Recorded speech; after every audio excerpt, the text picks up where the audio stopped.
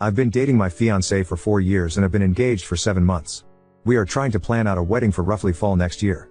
Her childhood was terrible and abusive, to put it mildly. Her parents were raging narcissists and she was the scapegoat for her 2 brothers. She was abused and thrown out the moment she turned 18. She was, however, a great student and hard worker, so with some scholarships and a part-time job, she has a great career and is pretty independent. The problem is that she still had contact with her family. None of them have changed. Well, actually something has changed. They have become more financially dependent on her. They enjoy slowly creeping back into her life and emotionally blackmailing her for support or whatever she can do. They're not pleasant about it either. They're rude, smug, and generally enjoy being a nuisance. And my fiancée can't say no. No matter the horrible things they say or how they outright try and intimidate her openly. I've always known her family history and have always supported her through the issues with them, but in the last year or so they've become far more brazen and asinine. They come over to our house more often. They make messes all around the place. Her mother acts like she's the fucking stepmother from Cinderella. Her dad drinks all my fucking beer and empties out half the fridge. Her brothers stop by occasionally to act as mouthpieces for their parents. They practically trash the place and leave us to clean the mess. And where is my fiancée in all this? Quietly standing in the corner, practically shaking. I'm no fool here. There is legitimate trauma. There's her need to feel loved by them and her hoping they will appreciate her. Before one of you noble commenters states the obvious, she's been in therapy for this for years. I've tried to establish boundaries.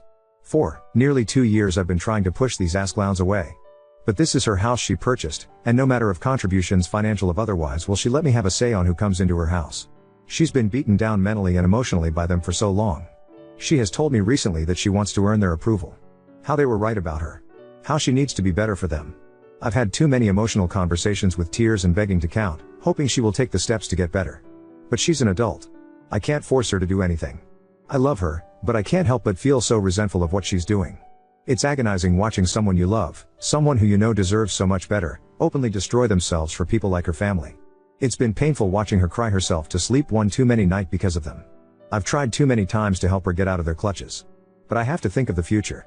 What happens when we have kids? What happens when she is postpartum and invites them over?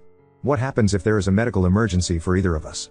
What if our finances get tight and they still demand money? This is the in-law family from hell and I won't be able to avoid them. Tomorrow I'm going to tell her how I want to delay the wedding until firm boundaries are established. If she resents, I walk. I can't do it anymore. I refuse to watch a slow death like this any further. Update 1. The night after I made the first post I had decided that I was going to have a heart-to-heart with my fiancée about her family.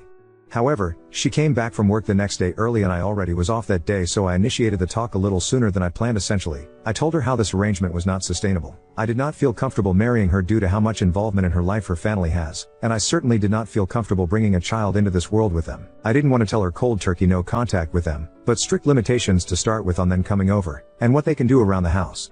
I also requested couples therapy before marriage. She wasn't happy. She was just staring angrily at me while I spoke, then started yelling at me when I finished. She told me I don't understand their dynamic at it worked for her. I told her that they're abusive users who will bleed her dry and I have never seen them show any decency to her. She told me she just had to work harder for them to appreciate her. I basically yelled at her that a parent's child shouldn't have to beg and plead and work for them to be loved. I finally told her that she sets limits with them or I walk. She was livid, and since I was living in her house I was kicked out. So the past few days I have been staying in a hotel and have had my stuff taken out and put into storage. And frankly, it's been great. I am going to stay with family for a few weeks around mid-July, and after that I am going to go house searching for myself. I have spent the last couple days relaxing, catching up on movies and video games I haven't had time for, and could go back from work to a quiet room without her family tearing the place apart. Yesterday, however, things came to a head. We have basically been no contact since she booted me out, but I know every Saturday her family loves to spend the afternoon over and she uses me as a shield from their abuse. However, in a very petty move I simply kept my phone muted all day and played Disco Elysian. I knew she would call back for help with her family, and at this point pure resentment was kicking in for her and I wanted nothing to do with her issues. By the end of the night she had sent me over a dozen texts and finally 2 frantic voicemails begging me to come home. I decided to come over to check up on her. Long story short, she was sobbing in the living room, and when I came to talk to her she was practically crushing my back, hugging me and sobbing. I gave her time to cool off and asked what happened. Long story short, her parents and brother came by to gift money from her and say horrible shit to her. She wanted to have me come over to help, but I was ignoring her, and when she tried to have one of her friends help out and everyone basically said fuck that, it all started clicking in for her. She kicked her family out, but not before they said some utterly vile shit to her I won't repeat. She kept apologizing to me and told me over and over to come home. I told her plainly that I had started to build up heavy resentment towards her for some time, and while I loved her and understand it was trauma and not her being outright abusive, there was major issues that would need to be addressed if we were to move forward. 1. She sells the house and moves. We make roughly the same amount of money and we will buy a house together. I am a grown-ass man and I will not live in a house I have no equal agency over. 2. Her family will never step a foot in it. They will never come over. They will be treated by me in a very threatening manner if they try and come in. 3. She gets a new therapist and we start premarital counseling. 4. She never makes me interact with her family. 5. We will go LC with her family right now, but make no mistake, we are working towards full NC on her end. I told her I love her. We have been together for a while now and have beautiful memories together, and I know she is suffering from abuse, but these are non-negotiable, and if she has a problem with any of them, then we have to go out separate ways. She told me she's realized for a while now that her family is toxic and unhealthy. She wants to make changes. She has accepted, but some of these will take a while to see through. For now I'm going to stay in the hotel until I head back to stay with my family. She is welcome to come over, but I have made it clear her house is not somewhere I want to go. Her and I are both off tomorrow, so we will spend the day here and maybe go out. Update 2. Despite all intentions of not updating until much later with the hopes of an improved relationship with my fiancée and her establishing boundaries with her toxic family, we are now broken up. Essentially what happened was, after last weekend where I left her for the time to deal with them herself, she seemed to finally grasp the situation and was open to changes, including boundaries and a possible move. We spent Monday and Tuesday hanging out in my hotel that I was staying in until I went back to my family for a couple weeks. The other night she was being very vague with texting when she originally was supposed to come over. She came much later than expected and I knew something was up. She basically unloaded on me how I was abusive, controlling, overly demanding, and unsupportive. It took me 5 fucking seconds to figure out she was repeating verbatim some sort of rehearsed speech from her parents. And to be honest, I was so agitated at this point, despite making a huge gamble on her, I decided to be a prick about it. I asked her if her family told her to say this. She said they suggested it to her, but she came up with it herself. Sure. I asked her to explain in detail what I did. She said I was living like a parasite off her. I reminded her that I'm paying 50-50 for her fucking mortgage, 50-50 for utilities and groceries as well. I have my own car I pay for. A job that makes just about as much as hers, unlike her fucking leech parents who demand payments on the weekly and raid the kitchen on the weekends. I told her to try again with something better. She looked flustered and said I was trying to isolate her. I kinda smirked like a jackass and told her that I have always supported her many friendships that she has destroyed on her own because no one wants to deal with her family or be used as a shield like me. I was practically demanding to know at this point why she is so hellbent on destroying her life for these people. She just kinda shouted that I don't understand her family and she's just trying to earn their love back, and was boshly ranting at that point. It's just so staggering to see up close. I have ventured into a few subreddits to get perspectives, and if you have any familiarity with them, you'll see how people who are victims of abuse by their own family can be so utterly broken by it that it'll wreck their brain to where they truly believe they are the problem and they deserve the abuse. Well, that's how she was. She was utterly broken and didn't want help. She didn't want to get better, she just wanted to get worse. It hit me like a truck, honestly, the realization. I really did feel like a fool for trying, even if it was what I was supposed to do in the first place. She was practically berserk at this point and I was just mentally exhausted and needed her to leave before someone called the police. She finally left, but I had a few concerned neighbors check on me. Some of her friends are aware as they have messaged me checking on the situation. I told them the truth and that I just needed to be alone to think what to do next right now. They have revealed that she has given them similar rants after they expressed concern for her. One had even heard that she may be possibly at risk of losing her job. She is definitely having some sort of mental break. From my understanding, she is now completely isolated. She is actually sprinting into a horrible lonely life right now. There's nothing I can do for her at this point, and as selfish as it sounds, I'm just glad it's going to be behind me. Update 3. Things have kinda wrapped up, but there were some loose ends. I completely forgot to change my mailing address, which I should have done ASAP, so a couple important things got sent to her house. I had to go pick them up, plus a final couple of items I want for my move that I left there and decided I wanted to actually take. She was being difficult and not responding to messages in regards to them, so I had to go get them from her myself. I brought a mutual friend just in case. Thankfully she was at least cooperative in letting me get my stuff and it wasn't much of an issue. Everything else was, though, she had a lot of nasty things to say. Telling me she was already sleeping around. Telling me how happy she was now that I was gone. Telling me she's finally free of me, how she's going to be so much better off without me. A lot of generic insults and horrible things you would commonly expect from a nasty breakup. And you know what? It was so fucking obvious it was a rehearsed script from her family, and you could easily see how miserable she was. She looked like a mess, like she hasn't slept in days. The house was a mess. She wasn't even yelling it.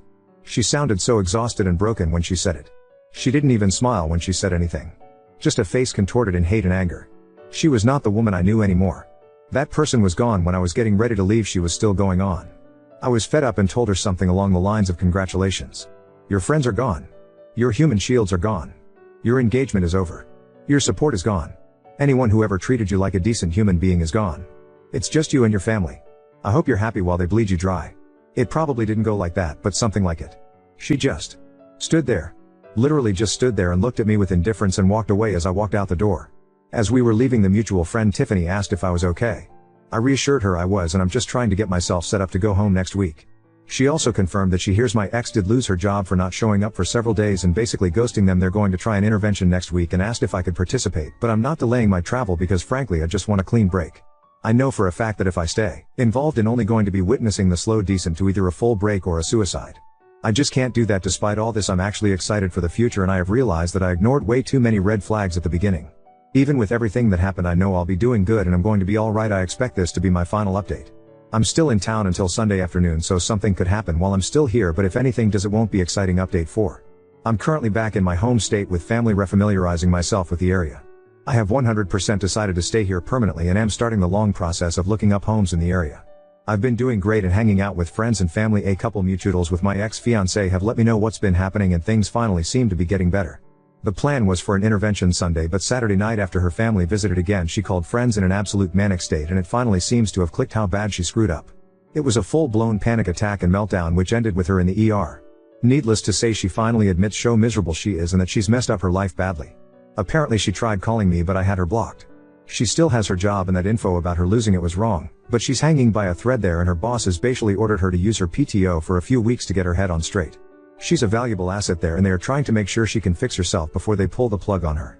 Her friend group is extremely close. My ex was someone who was a very helpful and supportive friend, so it makes sense her group is going this far and trying to help her. It is, however, an unspoken agreement that if she goes back to how she was again, that they are all prepared to let her sink on her own. She's doing as well as can be expected. Her family has continued to heads her with calls and messages. They've tried showing up to her house but have been firmly redirected by friends and even neighbors. I hope she truly understands the kind of support system she has.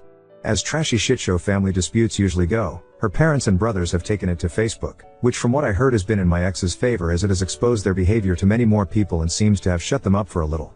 Finally, she had one of the mutuals pass a message to me. Essentially it was her admitting all the horrible things she said to me were not true and were done by her family, as I knew they were. She apologized for how things ended and hoped we could one day reconnect. Sadly, I had to relay that we need to stay separated for good and she just needs to focus on her healing, but I told her I still care for her and I wish her the best, but this needs to be our goodbye. The message seems to have been passed along and her friends are helping her process that. She's got a long way to go, but I hope she can find her peace as I am finding mine.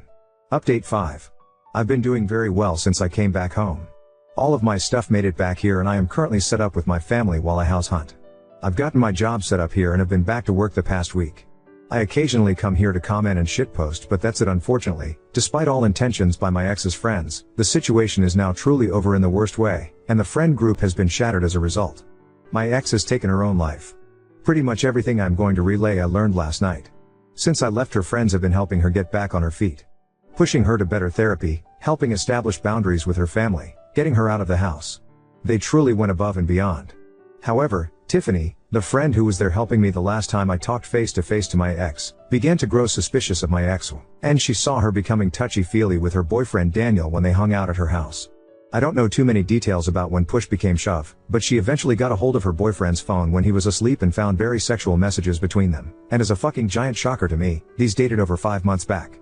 Tiffany obviously lost her shit and told everyone. What no one could have expected was the shit show that was to follow. Daniel, Tiffany's now ex, in a massive fuck it move, threw another member of the friend group, Joseph, under the bus, claiming he helped cover for him. Joseph's girlfriend in return dumped him and kicked him out of her house. A friend group consisting of around 9 people, including my ex, practically exploded, and the only people who still talk to each other are Tiffany and Joseph's ex. Mind you, as I was being told this, I was informed that although I have been away for around a month, all of this happened literally in the first week. Immediately my ex lost her entire support system and was essentially fully blamed for everything. This only exasperated her already declining mental state. Of course everyone wanted to know why she did all that to one of her best friends. She just gave the usual spiel about how they had grown close, he was a good support system for her, and of fucking course, she has told her family about him and they approved of him instead of me. The night I left her house to my hotel, she then invited him over. Apparently her endgame was to leave me for him eventually. However, he wouldn't leave Tiffany for her and he utterly loathed hearing about her family, so he obviously wouldn't go for anything more than a secret affair. Truly, I imagined I would be far angrier than I was, but I had already begun to move on, I had done a full health exam recently at my new doctor's office and had gotten a clean bill of health recently including no STDs, so I didn't have to worry about that, and frankly, it just didn't do any good at this point. I was told that I wasn't informed because honestly, no one knew how to drop that on me so late in, which I understand. So yeah, my ex was completely ostracized, even by Tiffany's ex who just outright disappeared. She was blocked and left to deal with her problems herself. Tiffany only knew that she finally lost her job for good and boshily spent all her free time having her family over. They had finally won in a way. 2 nights ago, it was discovered that she had taken her life in her home. Her family found her. One of the members of the old friend group who lived nearby showed up at her house when medical was showing up. Her family was there and seemed like they couldn't care less. Tiffany called me last night just to give a heads up. There were several notes and she as delicately as possible asked me if I would want mine just for closure. I really don't know what to do about that. I am feeling so much fucking mental whiplash right now. I truly never knew this woman at all. I've had to accept over the past month I've been home that she was abusive in the relationship with how she put me through shit with her family, and now it seems like it was a way to try and drive me off so she could be in the arms of another man that her family seemed to like. Which frankly makes me even more confused because what did he have that I didn't? Did they just enjoy fucking with her life? Was anything with her real? Was anything with the group of people I spent years of my life with even real? Being back here is the best decision I've ever made and now I have full confirmation of that. I can start some therapy to process this mess, spend time with an actually trustworthy group of people face to face instead of online, and I have family close by for support. But yeah, this is gonna fuck with me for a long time. Now on to second story. Foster parents hijacked my new iPhone 16 with outdated restrictions. Now I'm battling for my freedom and calling my SOC worker. I, 18 male, have lived with my current foster parents since I was 9 years old, but I've been in foster care since I was 6. I will call my foster parents Henry and Aaron. I got a new phone as an early Christmas present from my biological dad. It is an iPhone 16 Pro Max, which is the phone I wanted, so I'm very happy about it. My previous phone was an iPhone 11 and it was bought by Henry and Aaron. On my old phone Henry and Aaron had set up loads of parental controls on it, so I couldn't download any apps without them approving it. I couldn't turn off share my location. I couldn't change my passcode. It would lock everything except their contacts at 8 p.m. every night until after school, and they had a time limit on YouTube, so I could only watch it for 30 minutes within the time where my phone was unlocked anyway, and I could only go on websites that they approved off. Like there was a list that I could go on and I couldn't go on anything that they didn't manually add to that list. These all really annoyed me, but whenever I asked for them to be turned off they told me that they bought the phone and so these were the rules. Now I was given my new phone by my dad on Monday and I haven't used it yet because they're telling me that I have to let them put the same restrictions on the new phone as they did my old phone. I said no because that isn't fair. I should be allowed to use my phone as my dad says because he paid for it. I said to them that my dad paid for the phone so it was his choice and that he doesn't want me to have those restrictions on. But now they've changed and said it don't matter who bought the phone even though that was their whole point before. Now they're saying that because I'm living with them I have to follow their rules and the rule for having a phone in this house is that they put restrictions on it. I don't think that is fair at all considering they didn't buy the phone. I don't see how they can do this. Before I got home from school on Monday they took the phone out of the box my dad sent it in and set up all the restrictions and now I'm trying to figure out a way to take them off. I am thinking about complaining to my social worker because it is not fair that they put these restrictions on my phone even though they didn't pay for it. Update 1. So Henry and Aaron actually took me to McDonald's after school today, the day I am writing this, and they said to me they could tell I was upset with them and asked me to explain my feelings to them. I explained how I felt really frustrated that they told me the parental controls were because they bought the phone and then when my dad bought me a phone they still put the same restrictions. They said they were sorry they gave that impression and that they could have explained it better. They asked which were the restrictions I had the biggest issue with. I said how I can't text/call anyone unless they approve it, how the phone locks at 8 p.m, I can't use it, and that I only have a 30 minutes on YouTube or TikTok and that I can't have apps like Snapchat, Discord, Instagram etc. They said okay, they understood why I was upset and frustrated and said they will discuss with my social worker how they can lighten up the rules while still ensuring I am safe.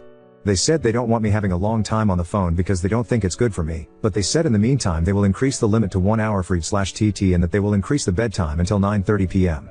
I think this is a fair compromise.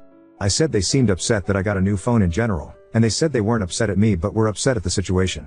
I asked what they meant, and they said that it was something between them and my dad and I didn't need to worry about it. But I asked them to carry on and I had to kind of persuade them to tell me. They had actually bought an iPhone 16 Pro Max for Christmas for me and had told my parents and my social worker that THA had bought it and were going to give it me for Christmas. But my dad bought one before they could give me theirs and they felt upset that their big present had been ruined. But they said that wasn't my fault and they didn't mean to make me feel like they didn't care about what my dad got me. Honestly, that made me feel upset. I asked my dad why he bought me the phone if he knew that Henry and Aaron already did. He said he didn't want Henry and Aaron to have to give me something so expensive. But I said they had already bought it for me and he knew that. I said that was unfair and that he shouldn't have done that. He called me ungrateful. I asked him how he would have felt if it was the other way around, and he left me on read skeptical. I actually feel really upset for Henry and Aaron that my dad did that to them, and I actually feel guilty even though I didn't know they had already bought me one.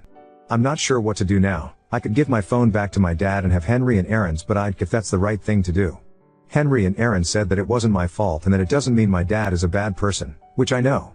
But I do feel really angry at him.